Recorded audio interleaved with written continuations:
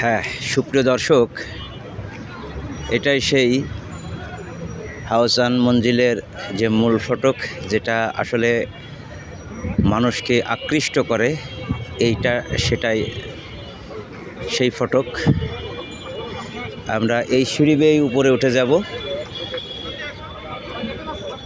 এই সিঁড়ি দিয়ে কত নবাব চলাফেরা করেছে তা আসলে বলা মুশকিল। আমরা সামনের দিকে একটু এগোই, একটু আপনাদেরকে দেখানোর চেষ্টা করি।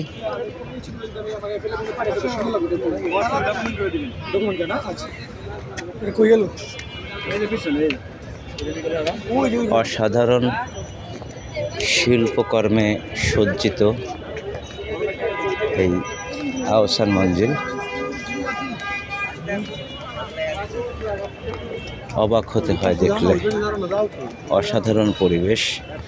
সিঁড়িগুলো সেই থেকে এখনো অবধি যেভাবে দাঁড়ায় আছে ভবনটা, তা দেখলে আসলেই অবাক হতে হয়।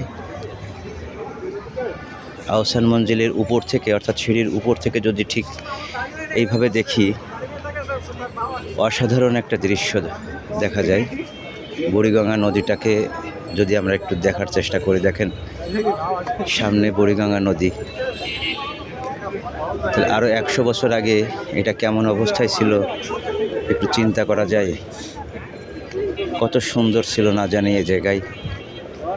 অসাধারণ একটা পরিবেশ। সাথে আছে আমার জসিম ভাই, নবাব জসিম ভাই। যেহেতু আমরা সেই নবাবের বাড়িতে আসছি আহসান মঞ্জিলে।